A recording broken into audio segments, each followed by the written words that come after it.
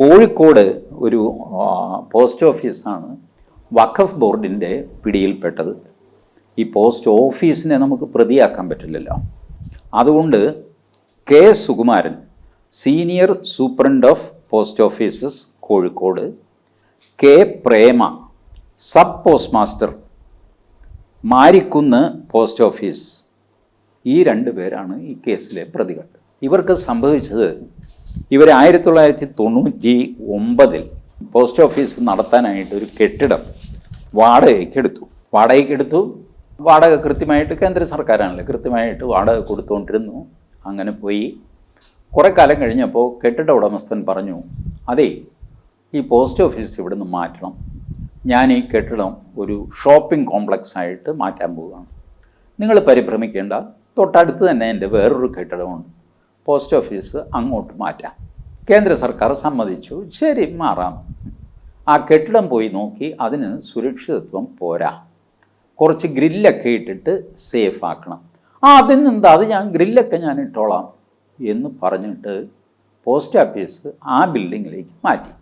ഇവിടെ അദ്ദേഹം ഷോപ്പിംഗ് കോംപ്ലക്സോ കൊട്ടാരമോ എന്താണെന്ന് വെച്ചാൽ പണിഞ്ഞോട്ടെ എന്ന് പറഞ്ഞിട്ട് പോസ്റ്റ് ഓഫീസുകാർ അങ്ങോട്ട് മാറിക്കഴിഞ്ഞിട്ടും ഈ മനുഷ്യൻ ഗ്രില്ല് ഇടുന്നില്ല. ഇങ്ങനെ ഗ്രില്ലിടാതെ ഇങ്ങനെ നീട്ടിക്കൊണ്ടുപോയി, ഇന്ന് ചെയ്യാം നാളെ ചെയ്യാം, പണിക്കാർ വന്നില്ല, മാടയാണ് കൊടയാണ്, ഇങ്ങനെ നീട്ടിക്കൊണ്ട് പോവുകയാണ്. പോസ്റ്റ് ഓഫീസിന് സുരക്ഷിതത്വമില്ല. ഇടയ്ക്കിടയ്ക്ക് ഇവർ വീണ്ടും കത്തയക്കും, നിങ്ങൾ ഗ്രില്ലിട്ടില്ല, നമ്മൾ തമ്മിലുള്ള കരാറിൽ അത് ഉള്ളതാണെന്നൊക്കെ പറഞ്ഞ്, അതൊക്കെ ഞാൻ ചെയ്യാമെന്നൊക്കെ പറഞ്ഞ് ഇങ്ങനെ തട്ടി കൊണ്ടുപോയി കഴിഞ്ഞിട്ട് പെട്ടെന്നൊരു ദിവസം ഇവർക്ക് നോട്ടീസ് കൊടുത്തു, കേന്ദ്ര സർക്കാരിന്, അതായത് പോസ്റ്റ് ഓഫീസിന്, നിങ്ങൾ ഇവിടുന്ന് ഇറങ്ങണം, ഇനി എനിക്ക് വാടകയ്ക്ക് തരാൻ സ്ഥലമില്ല, എവിടെയാണെന്ന് വെച്ചാൽ പൊക്കോളണം. ഇവർ കുഴപ്പത്തിലായി. കേന്ദ്ര സർക്കാരിൻ്റെ ചട്ടമനുസരിച്ച് ഇവർ ടെൻഡർ വിളിച്ചു, പോസ്റ്റ് ഓഫീസ് നടത്താനായിട്ട് ബിൽഡിംഗ് തരാൻ ആരെങ്കിലും തയ്യാറുണ്ടോ എന്ന് ചോദിച്ചു. മലയാള മനോരമ, മാതൃഭൂമിയിലൊക്കെ പരസ്യമൊക്കെ കൊടുത്തു. ആരും തയ്യാറല്ല. പോസ്റ്റ് ഓഫീസ് അവിടെ തന്നെ ഇരിക്കുന്നു. അപ്പോഴാണ് വഖഫ് ബോർഡ് രംഗത്ത് വരുന്നത്. ഈ സ്ഥലം വഖഫിൻ്റെയാണ്. ഉടമസ്ഥൻ മാറി. JDT ഇസ്ലാം ഓർഫനേജ് കമ്മിറ്റി, അതിൻ്റെ സെക്രട്ടറിയാണ് ഇവർക്ക് വാടകയ്ക്ക് കൊടുക്കുകയും പിടിക്കുകയൊക്കെ ചെയ്തത്. JDT ഇസ്ലാം ഓർഫനേജ് കമ്മിറ്റി മാറിയിട്ട് കേരള സ്റ്റേറ്റ് വഖഫ് ബോർഡ് നേരിട്ട് വന്നു. കേരള സ്റ്റേറ്റ് വഖഫ് ബോർഡ് പറഞ്ഞു, എടാ ഇവിടുന്ന് ഉടൻ തന്നെ ഇറങ്ങിത്തരണം, മാത്രമല്ല ഇത്രയും കാലം ഈ പോസ്റ്റ് ഓഫീസ് ഇവിടെ പ്രവർത്തിച്ചതിന് അനധികൃതമായിട്ടായിരുന്നു പ്രവർത്തിച്ചിരുന്നത്, അതിന് 2 വർഷത്തെ ശിക്ഷയുമുണ്ട്. കേന്ദ്ര സർക്കാരിനെ ശിക്ഷിക്കാൻ പറ്റുമോ? കേന്ദ്ര സർക്കാർ എന്ന് പറഞ്ഞാൽ ആകാശത്തിലൊരു സാധനമാണല്ലോ. അപ്പോൾ ശിക്ഷ ആർക്കാം? ഈ പാവപ്പെട്ട കെ സുകുമാരനും കെ പ്രേമയ്ക്കും, senior superintendent of post office, sub post master, ഈ 2 സാധുക്കൾക്കാണ് 2 വർഷത്തെ തടവ് ശിക്ഷ. അപ്പോൾ അവരാകെ കൂടെ വരണ്ട്, ഇതെന്ത് പണ്ടാരും. വഖഫുകാരൻ വന്നിട്ട് പറയുന്നു, ഇത് മൊത്തം വഖഫ് ഭൂമിയാണ്. ഈ JDT ഇസ്ലാം ഓർഫനേജ് അനാഥാലയം നടത്തുന്ന ആൾക്കാർ വഖഫ് ഭൂമിയിലാണ് ഇതെല്ലാം നടത്തുന്നത് ആണ് എന്ന് JDT ഇസ്ലാമും സമ്മതിക്കുന്നു. അതെ വഖഫ് എന്ന തമ്പുരാൻ്റെയാണ് ഇതെല്ലാം. പിന്നെ അങ്ങോട്ട് തമ്പുരാൻ്റെ നിയമമായി. തമ്പുരാൻ പറഞ്ഞു, നിങ്ങൾ ഒഴിഞ്ഞു തരണമെന്ന് മാത്രമല്ല, ഇത്രയും കാലം അനധികൃതമായിട്ട് ഇവിടെ താമസിച്ചതിന്, പോസ്റ്റ് ഓഫീസ് നടത്തിയതിന് നിങ്ങൾ ക്രിമിനൽ കേസിൽ ജയിലിൽ പോവുകയും വേണം എന്ന് പറഞ്ഞിട്ട് ക്രിമിനൽ കേസും എടുത്തു. മജിസ്ട്രേറ്റ് കോടതിയിൽ പരാതി കൊടുത്തു, മജിസ്ട്രേറ്റ് കേസും എടുത്തു. നിയമം അങ്ങനെയാണ്. എന്തു ചെയ്യും? മജിസ്ട്രേറ്റ് കേസും എടുത്തു. ഇവർ വയസ്സുകാലത്ത് ഓടിപ്പിടിച്ച് ഹൈക്കോടതിയിലെത്തി, ഞങ്ങളെ രക്ഷിക്കണേ, ഞങ്ങൾ 2 കേന്ദ്ര സർക്കാർ ജീവനക്കാരാണ്, ഞങ്ങൾക്കിതൊന്നും അറിയാൻ മേല, ഞങ്ങൾ വാടകയ്ക്കാണ് ഇപ്പോൾ താമസിച്ച്, ആ വാടക കൊടുത്തിട്ടുമുണ്ട്. ഇപ്പോൾ പറയുകയാണ് വാടക കൊടുത്തതും പോരാ, നിങ്ങൾ ജയിലിലും കിടക്കണമെന്ന് പറഞ്ഞു കഴിഞ്ഞാൽ എന്ത് ചെയ്യും? ഇതിന് കാരണം എന്താ? സെക്ഷൻ 52A ആണ് ഈ ജയിലിൽ പോകുന്ന വകുപ്പ്, വഖഫ് ആക്ട്. ഈ വകുപ്പ് കൊണ്ടുവന്നത് 2012 ഇവരുടെ കേസ് തുടങ്ങുന്നത് 1999 മുതലാണ് പോസ്റ്റ് ഓഫീസ് പ്രവർത്തിക്കുന്നത്. അപ്പോൾ 2012 വന്ന ഭേദഗതി 99 മുതൽ തുടങ്ങിയ ഒരു പ്രോസസ്സിന് ബാധകമാണോ എന്നുള്ളതാണ് ചോദ്യം. പ്രധാന ചോദ്യം ഇതാണ്. അപ്പോൾ വാടക കൊടുത്തില്ല എന്നൊരു കേസില്ല, അനധികൃതമായിട്ട് താമസിച്ചു എന്ന് JDT ഇസ്ലാമിനൊരു കേസില്ല, വഖഫ് ബോർഡിന് ആ കേസുണ്ട്. വഖഫ് ബോർഡാണ് പറയുന്നത് JDT ഇസ്ലാം അടക്കം മുഴുവൻ ഭൂമിയും ഞങ്ങളുടേതാണ്. അങ്ങനെയാണെങ്കിൽ JDT ഇസ്ലാമും കുറ്റക്കാരനല്ലേ? അയാൾ കുറ്റക്കാരനല്ലാതാകും എങ്ങനെയാണ്? വഖഫ് വസ്തുവിൽ മുസ്ലിം കയറിയാലും ഹിന്ദു കയറിയാലും ശിക്ഷ ഒരുപോലെയാണല്ലോ. അങ്ങനെയാണ് വഖഫ് നിയമം. പക്ഷേ JDT ഇസ്ലാമിൻ്റെ പേരിൽ ക്രിമിനൽ കേസില്ല, പോസ്റ്റ് ഓഫീസിൻ്റെ പേരിൽ ക്രിമിനൽ കേസ്. അതിനകത്ത് പ്രതിയായിരിക്കുന്നത് സീനിയർ സൂപ്രണ്ടും സബ് പോസ്റ്റ് മാസ്റ്ററും. നോക്കണേ, വഖഫ് ആക്ടിൻ്റെ ഓരോ ഉണ്ടാക്കി വെച്ചിരിക്കുന്ന കുരുക്ക് സാധാരണക്കാരനെ കുരുക്കി ശ്വാസം മുട്ടിക്കുക. മുനമ്പത്തും ഇത് തന്നെയാണ് നടക്കുന്നത്. മുനമ്പത്തെ സംഗതി ചുരുക്കത്തിൽ ഞാൻ പറയാം. ഒരു സിദ്ദിഖ് സേട്ട് മുനമ്പത്ത് 404 ഏക്കർ ഭൂമി ഫാറൂഖ് കോളേജിന് കൊടുക്കുന്നു. ദാനം, ഗിഫ്റ്റ് ഡീഡാണ്. 10 പൈസ മേടിക്കാതെ ദാനം ചെയ്യുന്നു 404 ഏക്കർ. ഇത് ദാനം ചെയ്യുന്നത് 1950-ലാണ്. അന്ന് വഖഫ് ആക്ട് ഇല്ല. 54-ലാണ് ആദ്യത്തെ വഖഫ് ആക്ട് വരുന്നത്. അത് മാറ്റിയിട്ടാണ് 95-ൽ നരസിംഹറാവു പുതിയ വഖഫ് ആക്ട് കൊണ്ടുവരുന്നത്. അതിനകത്തെ ഭേദഗതിയാണ് 2012-ൽ. അതിൻ്റെ ഭേദഗതി, മൊത്തം വഖഫ് ആക്ടിനുള്ള ഭേദഗതിയാണ് ഇപ്പോൾ 2024-ൽ ആലോചിച്ചുകൊണ്ടിരിക്കുന്നത്. ഇതൊന്നുമില്ലാത്ത കാലത്ത് സിദ്ദിഖ് സേട്ടു 404 ഏക്കർ മുനമ്പത്തെ വസ്തു കോഴിക്കോട്ടുള്ള ഫാറൂഖ് കോളേജിന് ഇങ്ങേര് ദാനം ചെയ്തു എന്ന് പറഞ്ഞിട്ടൊരു റെക്കോർഡുണ്ട്. ആ റെക്കോർഡിൽ 2 സ്ഥലത്ത് ഇദ്ദേഹം വഖഫ് എന്ന് പറയുന്നുണ്ട്. പക്ഷേ ഡീഡ് ഗിഫ്റ്റ് ഡീഡാണ്. കാരണം സിദ്ദിഖ് സേട്ട് അതിൽ പറയുന്നു, വിദ്യാഭ്യാസ കാര്യത്തിന് അല്ലാതെ നിങ്ങളിത് ഉപയോഗിക്കുകയാണെങ്കിൽ തിരിച്ച് എനിക്കിത് തരണം. അദ്ദേഹം കുറേ കണ്ടീഷനൊക്കെ ഇട്ടിട്ടുണ്ട്. എന്തുമായിക്കോട്ടെ, ആ മനുഷ്യൻ മരിച്ചുപോയി, അദ്ദേഹത്തിൻ്റെ അനന്തരാവകാശികളൊക്കെ ജീവനോടെ ഉണ്ട് എന്ന് പറയുന്നു. ഏതായാലും 404 ഏക്കർ ഫറൂഖ് കോളേജിൻ്റെ കയ്യിലായി. അതിൽ 300 ഏക്കർ കടലെടുത്തുകൊണ്ട് പോയി. ഈ കടലിന് വഖഫ് നിയമമൊന്നും ബാധകമല്ലല്ലോ, അത് ചുമ്മാ അങ്ങോട്ട് കയറി വരും. 1950 മുതൽ 2024 വരെയുള്ള കടലിൻ്റെ കിടപ്പ് തീരപ്രദേശത്ത് ആർക്കെങ്കിലും പ്രവചിക്കാൻ പറ്റുമോ? എത്ര എടുത്തുകൊണ്ട് പോയി, എത്ര തിരിച്ചു വെച്ചു, എത്ര സ്ഥലം കരയായി, എത്ര സ്ഥലം കടലായി? ഇത് മുഴുവൻ കടൽപ്പുറമാണ്. ഈ കടപ്പുറം ആണ് സിദ്ദിഖ് സേട്ട് അന്ന് എഴുതി കൊടുത്തത്. നമസ്കാരം, പൊളിച്ചെഴുത്തിലേക്ക് സ്വാഗതം. കുറച്ച് ദിവസം മുമ്പ് പത്രങ്ങളിലും ചാനലുകളിലും വലിയ വാർത്ത വന്നു.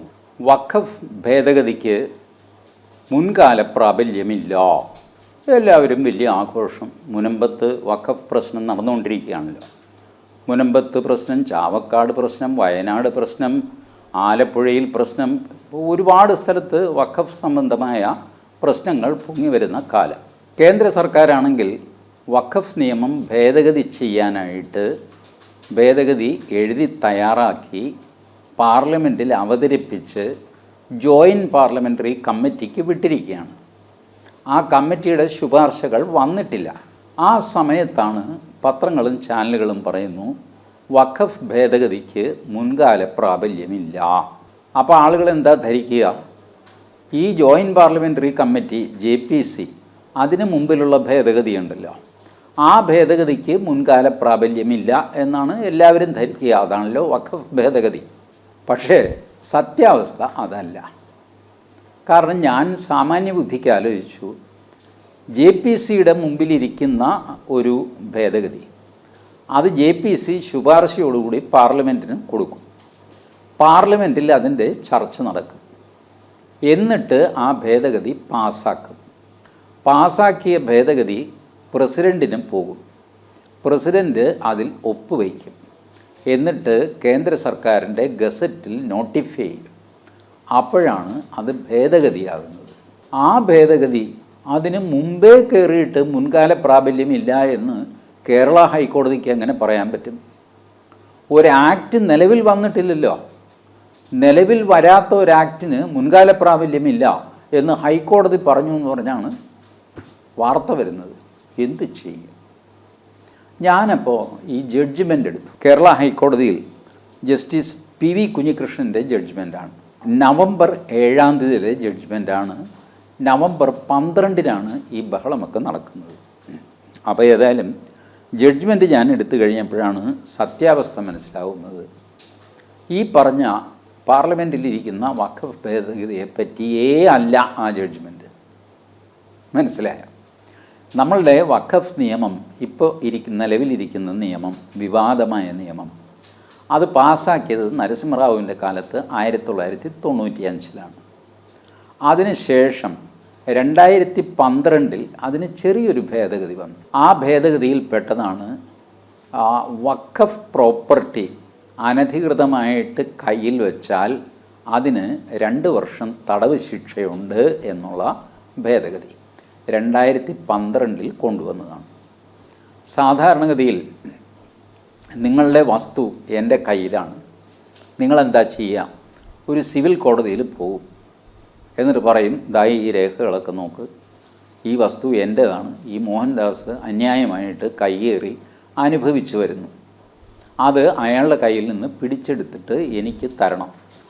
ഇതാണ് ഇതിൻ്റെ നിയമപരമായ പ്രൊസീജിയർ.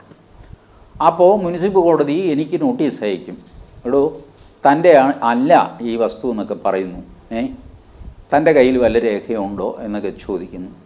അപ്പം ഞാൻ എൻ്റെ രേഖകളുമൊക്കെ ആയിട്ട് വന്നിട്ട് ആ 176 നമ്പർ 27 വസ്തു ഇത്ര സെൻറ്റ് അതെൻ്റെതാണ്, ഇയാൾ മഹാകള്ളനും കൊള്ളക്കാരനുമാണ്, ഇയാൾ പണ്ടേ നുണ പറയുന്ന ആളാണ്, മാടയാണ് കൊടയാണെന്നൊക്കെ പറഞ്ഞിട്ട് ഞാൻ അങ്ങോട്ട് എൻ്റെ കൗണ്ടർ തുടങ്ങും.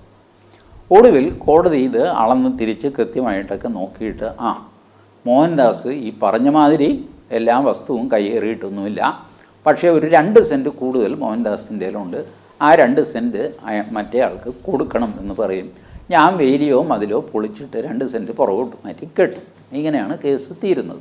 അപ്പോൾ ഇതിന് ശിക്ഷയൊന്നുമില്ല. 2 സെൻറ്റ് ഇത്രയും കാലം അനധികൃതമായിട്ട് കയ്യിൽ വെച്ചു, അതിനൊരു ശിക്ഷ എന്ന് പറഞ്ഞിട്ട് ക്രിമിനൽ കേസില്ല. സിവിൽ കേസിനെ തുടർന്ന് ഒരു ക്രിമിനൽ കേസില്ല. നിങ്ങളൊരു വാടകക്കാരനെ ഒഴിപ്പിക്കാനായിട്ട് കോടതിയിൽ കേസ് കൊടുത്ത് അയാൾ ഒരു 5-8 മാസം അല്ലെങ്കിൽ 1 വർഷം കേസ് പറഞ്ഞിട്ട് ഫൈനലി അയാൾ ഇറങ്ങുന്നു. ഈ 1 വർഷം അയാൾ അനധികൃതമായിട്ടാണല്ലോ അവിടെ താമസിച്ചത്, അതുകൊണ്ടാണല്ലോ നിങ്ങൾക്ക് അനുകൂലമായിട്ട് കോടതി വിധി വന്നത്. ഈ 1 വർഷം താമസിച്ചതിന് അയാൾക്ക് ശിക്ഷയുണ്ടോ? ഇല്ല. കാരണം ഡിസ്പ്യൂട്ടായിരുന്നു, അയാൾ അവിടെ താമസിച്ചുകൊണ്ടിരുന്നു. ഡിസ്പ്യൂട്ട് തീർന്നപ്പോൾ അയാൾ ഇറങ്ങിക്കൊടുക്കണം, അയാൾ ഇറങ്ങിത്തന്നു, അതോടെ കഴിഞ്ഞു. പക്ഷേ വഖഫിൽ ഇവരെന്ത് ചെയ്തു? മൻമോഹൻ സിംഗ് സർക്കാർ പറഞ്ഞു, ഇങ്ങനെ അനധികൃതമായിട്ട് കൈവശം വെച്ചതിന് ഒരു ശിക്ഷ, 2 വർഷത്തെ ശിക്ഷ. ഇങ്ങനൊരു ഭേദഗതി അന്ന് കൊണ്ടുവന്നിരുന്നു. ആ ഭേദഗതിക്ക് മുൻകാല പ്രാബല്യമില്ല എന്നാണ് കേരള ഹൈക്കോടതിയുടെ. അല്ലാതെ വരാൻ പോകുന്ന വഖഫ് ഭേദഗതിക്കല്ല. വരാൻ പോകുന്നതിന് മുൻകാല പ്രാബല്യമുണ്ടോ ഇല്ലയോ എന്നൊക്കെയുള്ളത് പാർലമെൻറ്റ് തീരുമാനിച്ച് ആക്റ്റ് ആവേണ്ടതാണ്. ആക്റ്റ് ആക്കി കഴിഞ്ഞാൽ പിന്നെ കോടതികൾക്ക് അതിൽ ഇടപെടാം. ആക്റ്റ് ആവുന്നതിന് മുമ്പ് കോടതി ഇടപെടുന്നത് എങ്ങനെയാണ്? പാർലമെൻറ്റിൻ്റെ കമ്മിറ്റി ആലോചിച്ചുകൊണ്ടിരിക്കുന്ന ഒരു കാര്യം നിങ്ങൾ ആലോചിക്കുന്നത് കൊള്ളാം, അതിന് മുൻകാല പ്രാബല്യം ഇല്ല കേട്ടോ എന്ന് ഒരു ഹൈക്കോടതി പറയുക, എന്തൊരു ഫൂളിഷ്നെസ്സാണ് ഇത്. ഹൈക്കോടതിയെ പറ്റിക്കുക, നാട്ടുകാരെ പറ്റിക്കുക, ഇതൊക്കെ മീഡിയയിൽ ഒരു സ്ഥിരം തന്ത്രമായിട്ട് മാറിയിരിക്കുന്നു. എന്നാൽ മീഡിയ പറ്റിച്ചോ എന്ന് ചോദിച്ചാൽ പറ്റിച്ചിട്ടില്ല കേട്ടോ. കാരണം ഈ വാർത്തയുടെ ഹെഡ്ലൈൻ കഴിഞ്ഞ് താഴത്തേക്ക് വായിച്ചു കഴിഞ്ഞാൽ അതിനകത്ത് സത്യാവസ്ഥയുണ്ട്. ഈ ഭേദഗതിയെ പറ്റിയല്ല, 2012 ഭേദഗതിയെ പറ്റിയാണ് ഈ വിധിയെന്ന് താഴെ എഴുതിയത് വായിച്ചാൽ നമുക്ക് മനസ്സിലാവും. ഇപ്പോൾ സാങ്കേതികമായിട്ട് മാധ്യമങ്ങൾ രക്ഷപ്പെടും, പക്ഷേ ഹെഡ്ലൈൻ കൊടുക്കുമ്പോൾ പൊതുവേ ആൾക്കാർക്ക് ഒരു ഇമ്പ്രഷനാകും. ഇപ്പോൾ പാർലമെൻറ്റിൽ ഈ വഖഫ് ഭേദഗതി എന്ന് പറയുമ്പോൾ എല്ലാവരും തന്നെ പറയും, അല്ല അതിന് മുൻകാല പ്രാബല്യം ഇല്ലയെന്ന് നേരത്തെ തന്നെ കോടതി പറഞ്ഞിട്ടുള്ളതാണല്ലോ എന്നൊക്കെ പറഞ്ഞ് തർക്കിക്കും ചായക്കടയിൽ. ഇതാണ് മാധ്യമങ്ങൾ കാണിക്കുന്ന ടെക്നിക്ക്. ഇത് വളരെ ചീപ്പായിപ്പോയി. അതായത് ഒരു ഹൈക്കോടതി ഒരു വിധി പറഞ്ഞ് ഒരാഴ്ച കഴിഞ്ഞ് 7-ാം തീയതി വിധി പറയുന്നു, 7-ാം തീയതി അപ്ലോഡ് ചെയ്യുന്നു, ആ വിധി വെബ്സൈറ്റിലുണ്ട്. അത് 12-ാം തീയതി എടുത്ത് മുഴിപ്പിക്കുന്നു തെരഞ്ഞെടുപ്പിൻ്റെ ആവശ്യത്തിന്. 13-ാം തീയതി തെരഞ്ഞെടുപ്പാണ്. ഒരു തെരഞ്ഞെടുപ്പ്, പാലക്കാട്ടെ തെരഞ്ഞെടുപ്പ് മാത്രം 20-ാം തീയതിക്കായി, ബാക്കി തെരഞ്ഞെടുപ്പുകൾ 13-നായിരുന്നു. അപ്പോൾ അതിനു മുമ്പ് 12-ന് വഖഫ് സംബന്ധമായ ഒരു മേജർ ഹെഡ്ലൈൻ വേണം. അതിനുവേണ്ടി 7-ാം തീയതിയിലത്തെ വിധി ഉപയോഗിച്ചു. ഇതാണ് മാധ്യമങ്ങൾ കാണിച്ച മിസ്ചീഫ്. ഇനി നമുക്ക് കേസിലേക്ക് വരാം.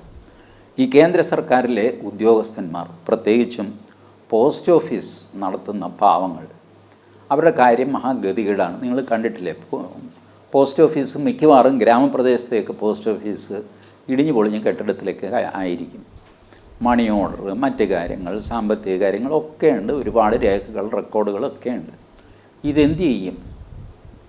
ഈ കെട്ടിടത്തിന് ഒരു സുരക്ഷിതമായ അവസ്ഥയില്ല. എന്നാൽ പോസ്റ്റ് മാസ്റ്ററുടെ ഉത്തരവാദിത്വമാണ്. അവിടെ ആകെയുള്ളത് പോസ്റ്റ് മാസ്റ്ററും ഒരു ക്ലാർക്കും ഒരു സ്ത്രീയും ഉണ്ടാകും. സ്റ്റാമ്പ് കൊടുക്കുന്നത് അവരാണ്, സേവിങ്സ് ബാങ്ക് അക്കൗണ്ട് കൈകാര്യം ചെയ്യുന്നതും അവരാണ്. അവരും പോസ്റ്റ് മാസ്റ്ററും കൂടെ എല്ലാം ചെയ്യണം. അടിച്ചു തെളി വരെ അവരുടെ ജോലിയാണ്. ഇതിൻ്റെയൊക്കെ സുരക്ഷയും അവരുടെ തലയിലാണ്. മഴ പെയ്ത് ഓട് പൊട്ടി അകത്തേക്ക് വെള്ളം വന്നു കഴിഞ്ഞാൽ പോസ്റ്റ് മാസ്റ്റർ സമാധാനം പറയണം. ഇതാണ് കേന്ദ്ര സർക്കാരിലെ പോസ്റ്റ് ഓഫീസ് ജീവനക്കാരുടെ അവസ്ഥ. മറ്റുള്ളവർ കുറേ കൂടെ BSNL എന്നൊക്കെ പറയുന്ന കുറേ കൂടെ പോഷായിട്ട് ജീവിക്കുന്നവരാണ്. അവർക്ക് ഈ പോസ്റ്റ് ഓഫീസിൽ ഈ ദരിദ്രവാസികളുടെ കാര്യമൊന്നും അറിയേണ്ട കാര്യമില്ല. ഇതൊക്കെ രണ്ടായിട്ട് മാറിക്കഴിഞ്ഞു. ഇങ്ങനെയൊക്കെ എഴുതി കൊടുക്കും. 404 ഏക്കറൊക്കെ കൊടുക്കും. കാരണം അന്നത്തെ കേരളത്തിലെ അവസ്ഥ നോക്കുക.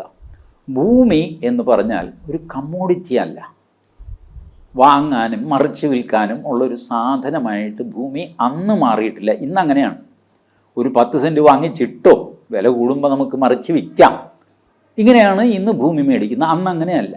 എന്തെങ്കിലും കൃഷി ചെയ്യാൻ പറ്റുമോ എന്ന് നോക്കിയിട്ടാണ് ഭൂമി മേടിക്കുന്നത്. അല്ലെങ്കിൽ ആ ഭൂമി തലേന്ന് ഒഴിവാക്കുക. കാരണം ഇതിന് കരം കൊടുക്കണ്ടേ.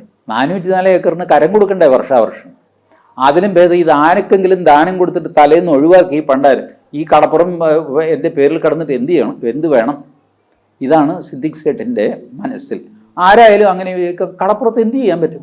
മീൻ പിടിക്കാനല്ലാതെ വേറെ ഒന്നിനും കൊള്ളില്ല കടപ്പുറം. കടപ്പുറത്ത് വാഴ നടാൻ പറ്റുമോ, ചീര നടാൻ പറ്റുമോ? ഒന്നും ചെയ്യാൻ പറ്റില്ല. അപ്പോൾ കാർഷിക ആവശ്യത്തിന് ഉപയോഗിക്കാൻ പറ്റില്ല. മീൻ പിടിക്കുന്ന ടീമും അല്ല സിദ്ദിഖ് സേഠ്. പിന്നെ അങ്ങേർക്ക് എന്തിനാ ഈ വസ്തു? അതുകൊണ്ട് അങ്ങേരെന്ത് ചെയ്തു? ഇതാരുടെ തലയിൽ കൊടുക്കാമെന്ന് നോക്കിയിട്ട് ഫാറൂഖ് കോളേജിന് കൊടുത്തു. അന്ന് ഉള്ള ഒരു മുസ്ലിം സ്ഥാപനം ഫാറൂഖ് കോളേജാണ്. അവർക്ക് കൊടുത്തു. അപ്പോൾ ഇവർക്ക് കൊടുത്ത് എഴുതുമ്പോഴുള്ള പടച്ചവൻ്റെ വേണ്ടുകയാൽ വഖഫായിട്ടും അതായിട്ടും ഇതായിട്ടും മറ്റതും മറിച്ചതും എന്നൊക്കെ പറഞ്ഞിട്ട് പലതും ഒക്കെ എഴുതും. എന്നിട്ട് ഞാൻ പറഞ്ഞൊന്നും കേട്ടില്ലെങ്കിൽ തിരിച്ച് ഞാൻ ഈ സ്ഥലം എടുക്കും എന്നൊക്കെ പറഞ്ഞ് എഴുതി. ഇങ്ങനെ എഴുതുന്ന വസ്തു വഖഫാണോ എന്നുള്ളതാണ് ചോദ്യം. ഇത് വഖഫാണ് എന്ന് പറഞ്ഞിട്ട് അച്യുതാനന്ദൻ സർക്കാരിൻ്റെ കാലത്ത് വെച്ച ഒരു നിസാർ കമ്മീഷൻ, അദ്ദേഹം സെഷൻസ് ജഡ്ജിയായിരുന്നു, ജസ്റ്റിസ് നിസാർ. ഈ നിസാർ കമ്മീഷനെ വെച്ചു വഖഫിൻ്റെ സ്വത്തുക്കളെല്ലാം അന്യാധീനപ്പെടുന്നു, കൂടെ അലങ്കോലം, വഖഫ് ബോർഡിൻ്റെ പ്രവർത്തനമേ ശരിയല്ല, അതൊക്കെ ഒന്ന് പരിശോധിച്ചിട്ട് വേണ്ട ശുപാർശകൾ തരണം എന്നൊക്കെ പറഞ്ഞിട്ട് നിസാർ കമ്മീഷനെ വെച്ചു. നിസാർ കമ്മീഷൻ 1 by 1 ആയിട്ട് 23 റിപ്പോർട്ട് സർക്കാരിന് കൊടുത്തു. നിസാർ കമ്മീഷൻ പറഞ്ഞ ഒരു കാര്യവും അന്ന് വഖഫ് ബോർഡ് കേട്ടില്ല. പോയി പണി നോക്കട. ഏത് നിസാർ കമ്മീഷൻ? ഞങ്ങളുടെ പ്രവർത്തനം പരിശോധിക്കാൻ കമ്മീഷന് അധികാരമില്ല എന്നൊക്കെ പറഞ്ഞുകൊണ്ട് അവർ സർക്കാരുമായിട്ട് അന്ന് മുതൽ അടിയായിരുന്നു വഖഫ് ബോർഡ്. എന്തു വാങ്ങിക്കോട്ടെ, കാലം പോകെ വഖഫ് ബോർഡ് ഈ ഭൂമി, മുനമ്പത്തെ ഭൂമി വഖഫിൻ്റെ ആണ് എന്നങ്ങ് തീരുമാനിച്ചു കഴിഞ്ഞാൽ പിന്നെ റവന്യൂ അധികാരികളെ അറിയിക്കുക, അവിടെ താമസിക്കുന്നവരുടെ ടാക്സ് വാങ്ങാതിരിക്കുക, അവർക്ക് എവിക്ഷൻ നോട്ടീസ് കൊടുക്കുക, ഇങ്ങനെയൊക്കെയാണ് അതിൻ്റെ പ്രവൃത്തി. അപ്പോൾ അങ്ങനെ വഖഫ് ബോർഡ് ഈ നമ്മുടെ ഫറൂഖ് കോളേജിന് എവിക്ഷൻ നോട്ടീസ് കൊടുത്തു. 404 ഏക്കറിൽ നിന്ന് ഇതിൻ്റെ കൈവശാവകാശം നിങ്ങൾ അനധികൃതമായിട്ട് വെച്ചിരിക്കുകയാണ്, അത് വിട്ടു തരണം.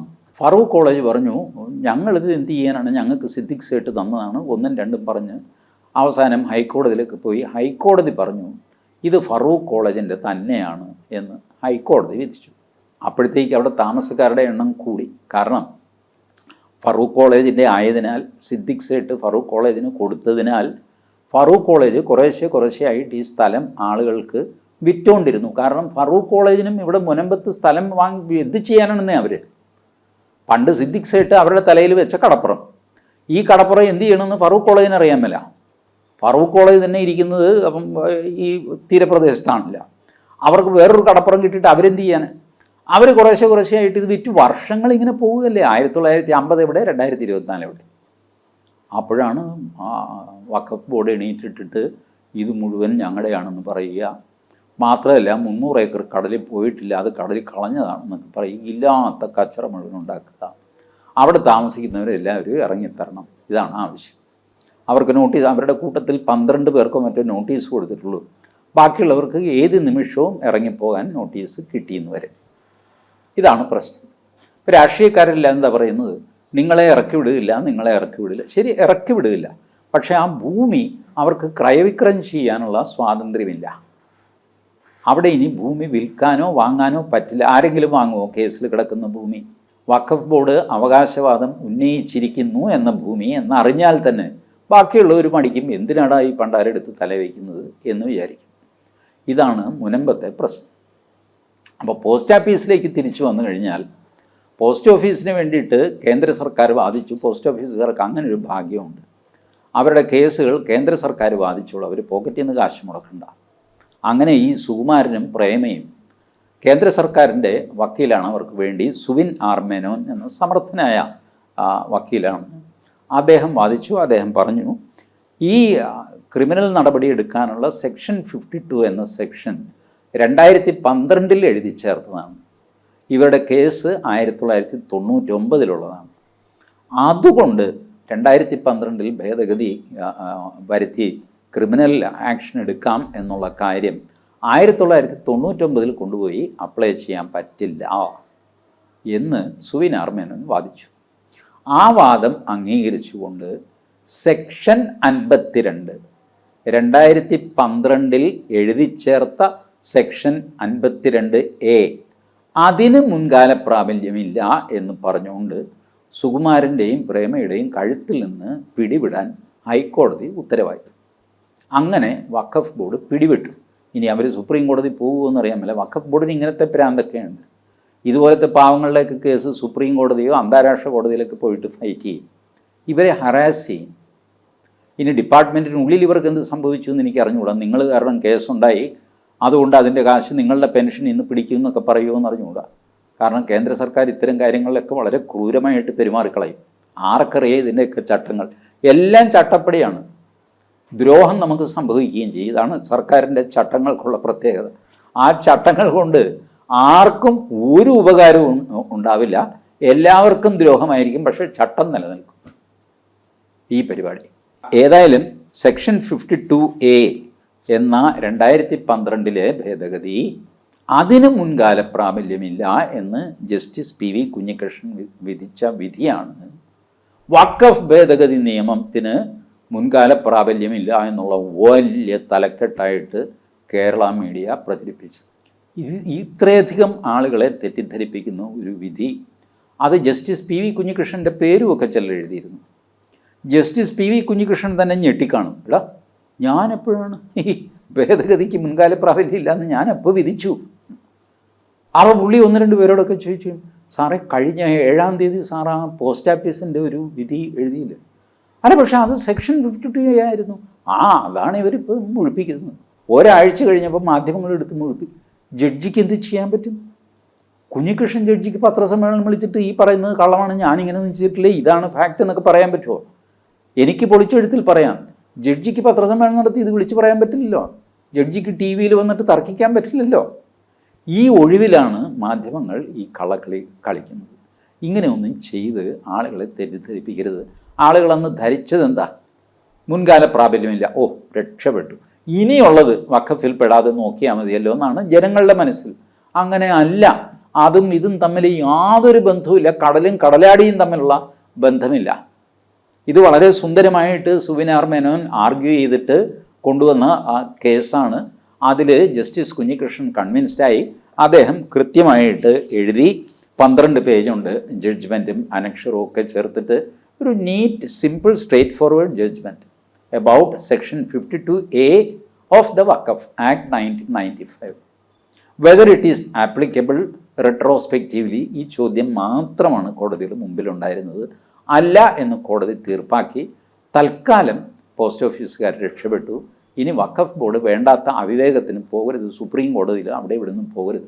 മനുഷ്യരോട് നിങ്ങൾക്ക് എന്താണ് ശത്രുത വഖഫ് ബോർഡേ എനിക്ക് മനസ്സിലാവുന്നില്ല. ഇനിയെങ്കിലും ഈ കലാപരിപാടി വഖഫ് ബോർഡ് അവസാനിപ്പിക്കണം. ആളുകളെ ഹറാസ് ചെയ്ത് വല്ലാതെ ദ്രോഹിച്ചു കഴിഞ്ഞാൽ അതിശക്തമായ തിരിച്ചടി നിങ്ങൾക്കുണ്ടാകും. അത് വഖഫ് ബോർഡ് ഓർത്തിരിക്കുന്നത് നല്ലത്. പുതിയൊരു പൊളിച്ചെഴുത്തുമായി വീണ്ടും കാണാം. നമസ്കാരം.